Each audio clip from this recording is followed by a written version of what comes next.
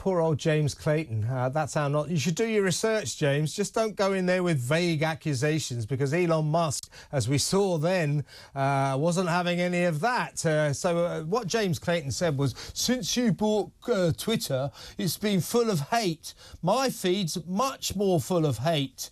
You know, so Elon Musk quite reasonably said, OK, well, that's disturbing. Give me one example. And he couldn't. This is an old BBC technique. You know, they'll hit you with vague allegations, but they can't get the details. Yes. That was not how to interview Elon Musk, was it? And he really turned the tables on James Clayton, didn't he? It was absolutely beautiful, wasn't it? And I think the thing is, it's the sheer arrogance of this organisation that they think that they can go into an interview with the richest man in the world completely unprepared. And it's this group thing from the BBC, which we've seen, for the last decade, particularly around the Brexit years, where they thought they could just sling accusations at people and hope it would stick, calling people who supported Brexit racists and fascists and all of that kind of thing, and ignorant. And they would sling these things. And generally, people get a sense of, oh, well, maybe they're right, the BBC's saying it, people who aren't fully paying attention. But the arrogance of going into an interview with Elon Musk without any shred of evidence to back up an accusation, he's essentially saying to Elon Musk, you're pushing hate content. You're a hateful person because you're pushing hate content. And he's got nothing to back it up whatsoever.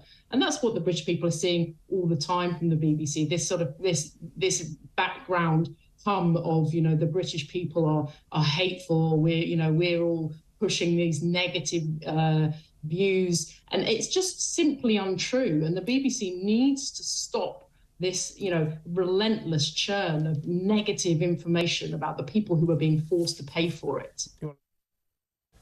There's an article in one of the Sunday papers, and I don't know the veracity of it. I think it's been in the Spectator as well, where Spectator, I think, and then transferred to one of the Sundays, where someone was saying the BBC routinely tells us that the insect population of the planet is dying, it's dissipating alarmingly. The eco-structure of the planet is in danger because so many insects are dying out, so many species of insects.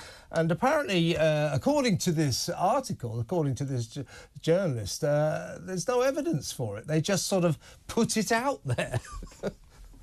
Well, because they've got this policy, haven't they, when they think that something is an accepted, there's a general consensus that they can just literally go off on views that are completely unbacked up. And going back to the Charter and the BBC's obligations in order to be able to tax the British people, they in that Charter, they're supposed to provide journalistic excellence. They're meant to strive and deliver to have the best level of journalism, that does the British people proud. And we've seen for decades now that this is not happening from the BBC, and it's just getting worse and worse and worse. We've got a really low-level journalist working at the BBC, and this guy with absolute arrogance going into an interview with Elon Musk, which was clearly going to be about bias, because that's why he'd agreed to the interview. Yeah. And to walk into that was just absolutely priceless. It really was. I mean, I've got a lot of friends at the BBC, and I'll tell you about them. I'm not accusing the organisation of this, but my friends at the BBC, if there's one thing they hate more than Brexiteers, it's rich people. Rebecca, great to talk to you. We'll talk again on Sunday. That's Beccy Ryan, Campaign Director for Defund the BBC.